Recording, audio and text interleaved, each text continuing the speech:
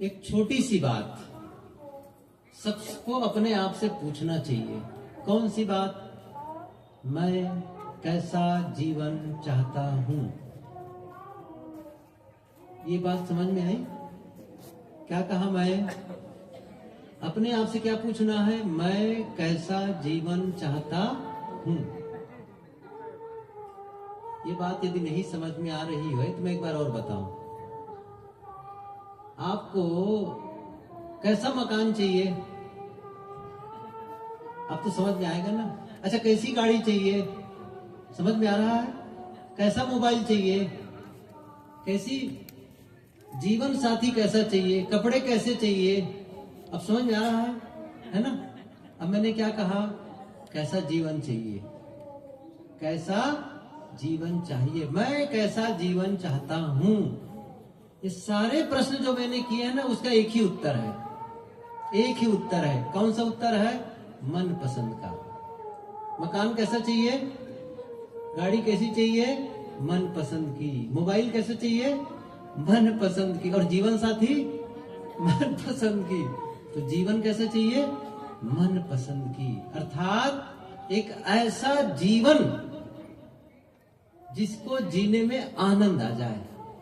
सही है ना? वही मन पसंद का है। एक ऐसा जीवन साथी जिनके साथ रह करके आनंद का अनुभव हो, और ऐसा जीवन साथी जिनके साथ रोज सुबह शाम लड़ाई हो। क्या वैसा चाहेंगे?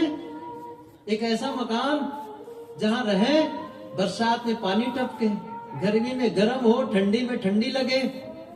नहीं, मन पसंद का मकान चाहिए। सही है? मन पसंद का जीवन चाहिए। क्यों? क्यों चाहिए? क्यों मैं ये प्रश्न कर रहा हूं? फिर से याद करिए, क्यों कर रहा हूं? मैं इसलिए कर रहा हूं क्योंकि जीवन ही है, हमारा अपना जीवन ही है, जिसमें हमें सुख मिलता है, दुख मिलता है, हानि होती है, उसे महसूस करते हैं, लाभ होता है, उसे महसूस करते हैं। शांति का अनुभव इसी जीवन में, अशांति का अनुभव इसी जीवन में, अपमान का अनुभव इसी जीवन में, सम्मान का अनुभव, बीमारी का अनुभव, स्वास्थ्य का अनुभव, सारा अनुभव कहाँ करते हैं?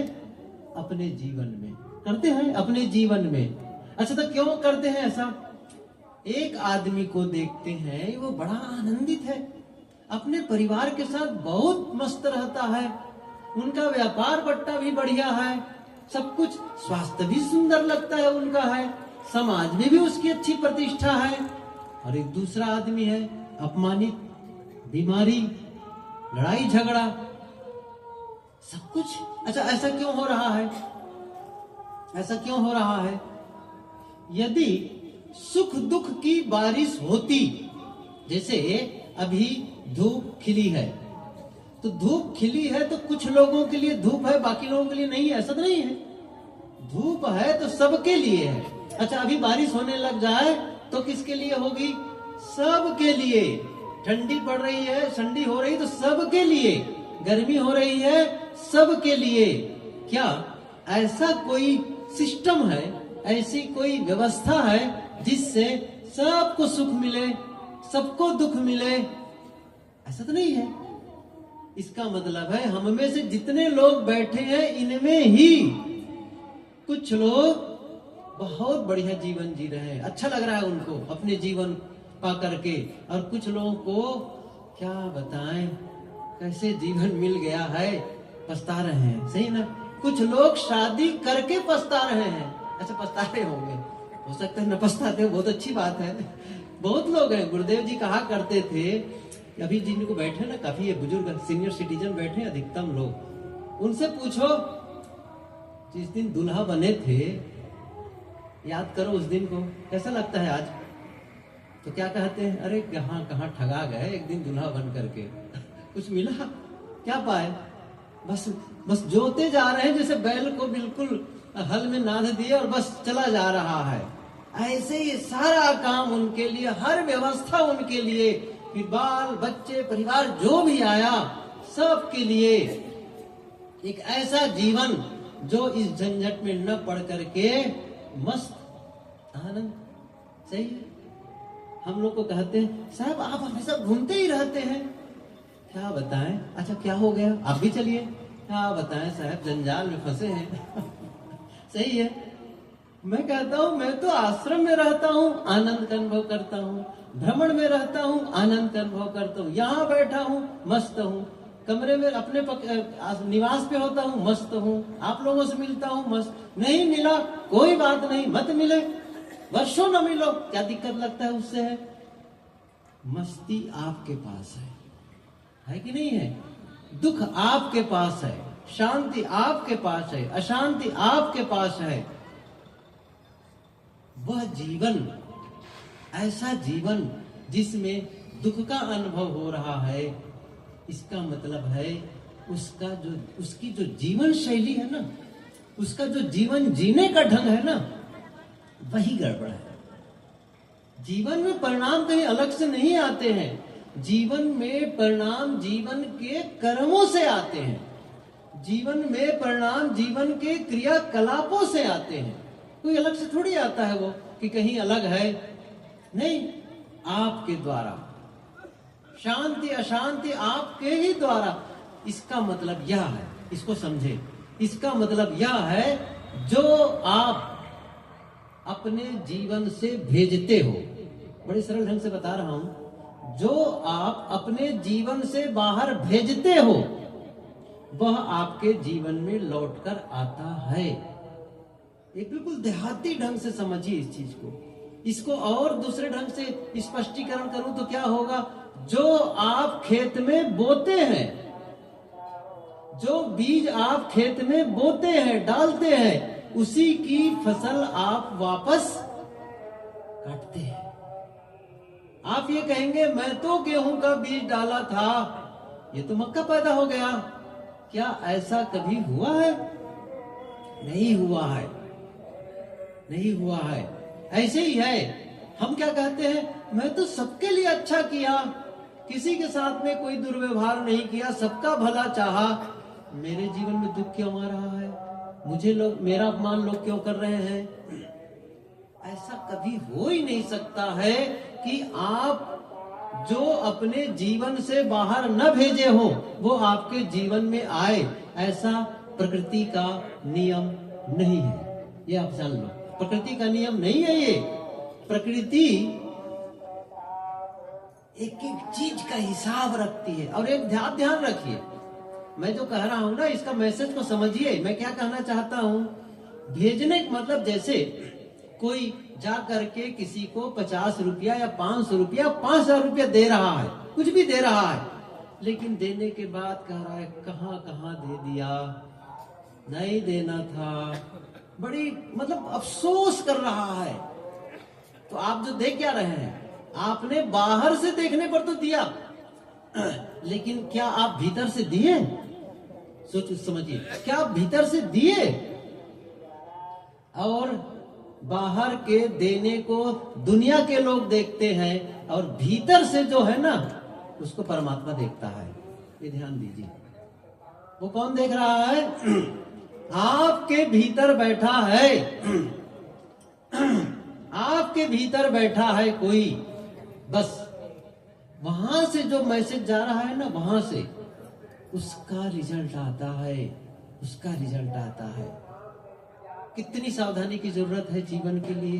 मैं वही कह रहा हूं, कैसा जीवन जिए, जैसा जीवन चाहिए वैसा जीवन आपको कोई दूसरा देने वाला नहीं है। अब हो सकता है आपको कोई परिचित हो, आपका कोई रिश्तेदार हो, आपका परिवार का ही कोई सदस्य हो और आपको कोई चीज की जरूरत पड़े और आपने कहा भाई मुझे इसकी आवश्यकता है, अच्छा ठीक है मैं ला दूंगा, मैं ला दूंगा, दे दिया, ठीक है। ऐसा हो सकता है और ऐसा करते भी हैं लोग। लेकिन आप ये चाहेंगे मुझे मनपसंद का जीवन दे दो, ये कोई नहीं देने वाला है, ये समझो। आप अपने घर वालों से मनपसंद का कपड़ा मांग सकते हैं, वो दे देंगे। मनपसंद की मोबाइल मांग सकते हैं, वो भी दे देंगे। हो सकता है गाड़ी भी दे दें और हो सकता है आपके लिए मकान बनवा के भी दे दें। लेकिन आप कहें मुझे एक सुंदर मन दे दो, वो नहीं दे सकता है। मुझे सुख शांति का गिफ्ट दे दो, वो नहीं दे सकता। किसी को आप डरा करके, धमका करके अपने लिए सम्मान या श्रद्धा नहीं पा सकते हैं, नहीं पा सकते हैं साहब। उसके लिए आपको खपना पड़ेगा, आपको मेहनत करनी पड़ेगी, अपने जीवन को इस कदर निर्मित करना पड़ेगा कि उस जीवन में वह आ जाए जो आप चाहते हैं। क्यों कह रहा हूं?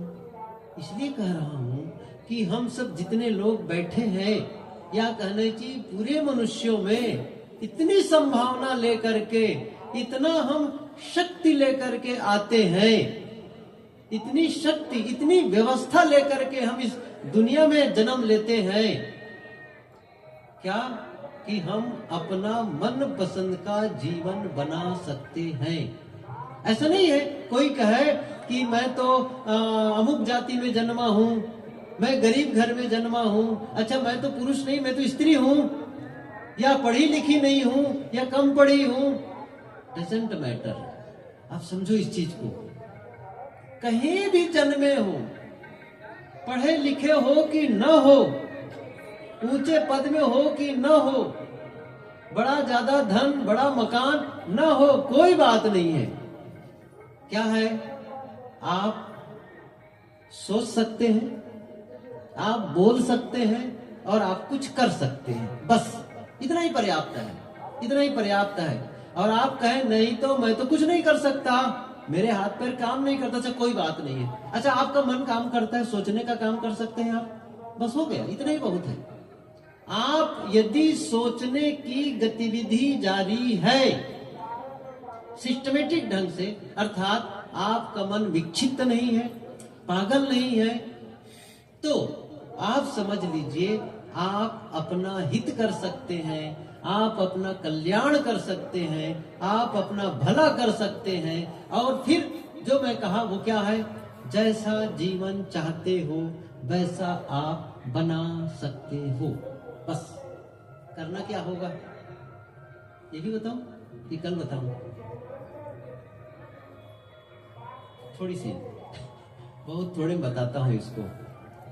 करना क्या होगा उसके लिए, देखिए अब फिर से उदाहरण दो, उदाहरण के माध्यम से ही बताऊंगा तो समझ में आएगा। आप मकान बनाना चाहते हैं, सही है, मकान बनाना चाहते हैं तो क्या करते हैं आप? उसके पहले, मकान बनाने के पहले, अभी हमारे साथी क्या कर रहे थे, सपना मत देखो, 35 साल के सपना देखोगे नहीं पूरा होगा, और मैं क्या करूं, सपना देखो। उल्टा नहीं है उनका, उसका विरोध मैं नहीं कर रहा हूं, सपना देखो, लेकिन कैसा सपना, ध्यान रखो, सपना कैसा? सपना वह जिससे आपका जीवन खिल जाए, जिससे आपको अफसोस न हो, एक ऐसा जीवन जिसमें आप एक पूरी संतुष्टि भरा जीवन जीने लग जाएं, उसका सपना देखो। देखो मैं कैसे संतुष्टि भरा जीवन जीऊं, और इसको मैं और थोड़ा आगे तक कहना चाहूं तो क्या होगा, जब मेरे जीवन का अंत आए, जब मेरे जीवन का समापन हो, क्योंकि एक दिन तो आना है जीवन का समापन, एक दिन तो जीवन का। अच्छा इसमें इनमें से कितने लोग हैं जो ये सोच के रखे हैं कि हम कभी मरेंगे ही नहीं? जरा हाथ उठाएं। हम कभी मरने ही वाले नहीं हैं, सदा ऐसे ही रहेंगे, ऐसा कितने लोग मानते हैं? आप मानते हैं कभी नहीं मरेंगे, शरीर के सहित रहेंगे? क्या होगा, हम सब एक दिन यह शरीर छोड़ने वाले हैं, छूट जाने वाला है, मतलब जीवन का ये अंत होने वाला है। अच्छा तो कैसा जीवन का समापन होना चाहिए? समापन के समय कैसा होना चाहिए? दुखी होकर के, अशांत होकर के, शिकायत करते हुए, अफसोस भरा, पछतावे वाला जीवन का समापन होना चाहिए, या फिर एकदम संतुष्टि भरा आनंद आ गया जीवन पा करके, बस जैसा जीवन चाहता था वही जीवन मैंने जिया, मैं संतुष्ट हूँ, मैं जाने को तैयार हूँ, सोचो जरा से, दोनों कितना अंतर है। मैं कह रहा हूं सपना देखो आनंद भरा जीवन, सपना देखो सुंदर स्वास्थ्य का, सपना देखो रिश्तों में एकदम मधुरता हो, प्रेम पूर्ण संबंध का सपना देखो, सही है। और बड़े मकान का भी सपना देखो, कोई बुरा नहीं है। अच्छी गाड़ी का भी सपना देखो, लेकिन उस सपने के अनुरूप एक्शन, एक्शन, केवल विचार नहीं, एक्शन भी चाहिए। कदम उठाओ, काबिलियत देखो, अपनी काबिलियत बढ़ाओ उसके लिए। हो सकता है आप बड़े मकान के मालिक न बन सके, हो सकता है आप बड़ी गाड़ी के मालिक न बन सके, लेकिन आप और हम अपने जीवन के मालिक बन सकते हैं। अपने सुंदर जीवन का मालिक अपने सुंदर जीवन का निर्माण कर सकते हैं, मन चाहे जीवन का निर्माण कर सकते हैं। और मैंने क्या कहा, क्या करें उसके लिए, क्या करें? तो मैंने मकान को उदाहरण दिया था। मान लो आप अपने लिए मकान बनाना चाहेंगे तो पहला काम क्या करते हैं? एक नक्शा बनाते हैं। आजकल का सिस्टम क्या है? एक नक्शा बनाते हैं। कितना बड़ा मकान चाहिए, हमारी जमीन कितनी है, मेरी आवश्यकता कितनी है, रिक्वायरमेंट क्या है मेरी, सही है ना? तो ये क्या कहते हैं 10-20 साल के बाद में मेरी आवश्यकता क्या रहेगी। जैसे अभी तो है, अभी शादी होगी, बच्चे आएंगे, माता है, पिता है, मेहमान आते हैं, सबका ध्यान, या साधु संत आते हैं, उनके रहने के लिए जगह, ये सारी चीज का आप एनालिसिस करते हैं और क्या करते हैं? इतना बड़ा चाहिए। आपके पास क्षमता भी है, आपके पास क्षमता भी है, आपके पास पर्याप्त धन है। जब पर्याप्त धन है तो आप मनपसंद का मकान बनाना चाहेंगे तो क्या करेंगे? नक्शा बनाएंगे। नक्शा, पहला काम क्या होगा? नक्शा। फिर उस नक्शा को लेकर के आर्किटेक्ट के पास जाएंगे, किसी बिल्डर के पास जाएंगे और उसके पास में बिल्डर से आप कहेंगे ये नक्शा है, इसके अनुसार मकान बना दो। बस अब क्या होगा? बस इस सावधानी को समझो, यहीं पर है महत्वपूर्ण चीज। क्या है वह? अब वो जो बिल्डर क्या करेगा? नक्शा को देख करके कहां गड्ढा खोदना है, कितनी दूरी में गड्ढा खोदना है, कितनी ऊंची होनी चाहिए वो, कितना मोटा होना, वो सब कुछ उसमें है, सब कुछ। और जो ईंट रखेगा, मसाला रखेगा, कुछ भी, वो क्या ध्यान रखेगा? इस ईंट को रखने जा रहा हूं, इस ईंट के रखने से कहीं खिड़की तो बंद नहीं हो रही है, नक्शा का विरोध तो नहीं हो रहा है, इस ईंट को रखने से कहीं दरवाजा तो नहीं बंद हो रहा है। क्या करेगा? दरवाजा की जगह ईंट नहीं रखेगा, खिड़की की जगह ईंट नहीं रखेगा, कोई भी मसाला नहीं रखेगा। क्या हुआ? खिड़की की जगह खाली, दरवाजे की जगह खाली, हर जगह वो ध्यान रखेगा। क्यों? पहले से तैयार है नक्शा। इसका मतलब है हमारा क्या है? ईंट रखना। हमारा क्या है? बस वही ध्यान रखना। अर्थात आप जो बोलते हैं, आप जो सोचते हैं, आप जो करते हैं, ध्यान क्या रखना है? मैं यदि सुख शांति का जीवन चाहता हूं तो मेरे शब्द मेरी शांति के विरोधी तो नहीं है, मेरे विचार, मेरा चिंतन मेरी शांति के तो विरोधी नहीं है, मेरे कर्म मेरी शांति के विरोधी तो नहीं है। यदि वो शांति के विरोधी है, इसका मतलब है आपने नक्शा का ही विरोध किया है। इसका मतलब आप खिड़की बंद कर रहे हैं, इसका मतलब दरवाजा बंद कर रहे हैं, उसको फिर से तोड़ना पड़ेगा यदि सही चाहते हैं तो। तोड़ने में खर्च लगेगा, बढ़िया नहीं रहेगा। क्या सावधानी? मैंने क्या कहा? यदि आपने तय किया है मुझे एक ऐसा जीवन चाहिए और उस जीवन के अनुसार काम करते हैं तो ये मान करके चलिए, कुछ दिन में जैसे मकान बन के तैयार हो जाता है और उस सपनों का घर, अच्छा उस मकान में रहने लगो तो कैसा लगेगा? सपनों का घर, मजा आ गया इसमें रह करके, सब कुछ बढ़िया, हवा प्रकाश जैसा चाहता था, कमरे खिड़की खोलो, धूप आई, आनंद आ गया। सही है, सपने का घर। क्या मैं अपने जीवन के भी सपने देखे और उस जीवन के अनुसार, उस सपने के अनुसार जो मैंने देखा वैसा मैं जीवन बना रहा हूं? क्या मेरे विचार उसी के अनुरूप है? क्या मेरे शब्द उसके अनुरूप है? क्या मेरे एक्शन क्रिया मेरे उसके अनुरूप है? देख लीजिएगा, आप देखेंगे तो पता चलेगा। हम में से कई लोग बैठे हैं, मैं सही बताऊं, सपना ही नहीं है, नक्शा ही नहीं है। पहली बात तो जब नक्शा ही नहीं है तब तो फिर कहीं भी ईंट रखो, कहीं भी खंभा गाड़ो, कहीं भी कुछ करो, छत चाहे जितनी ऊंची हो, कुछ हो, कोई लेना देना नहीं है, फिर वो जीवन का आनंद नहीं आता। बहरहाल अब हम आगे चल के और छिनियां थोड़ी लोग ठीक करेंगे अगले दिनों में, यहीं पर विराम लेते हैं। अच्छा हो गया।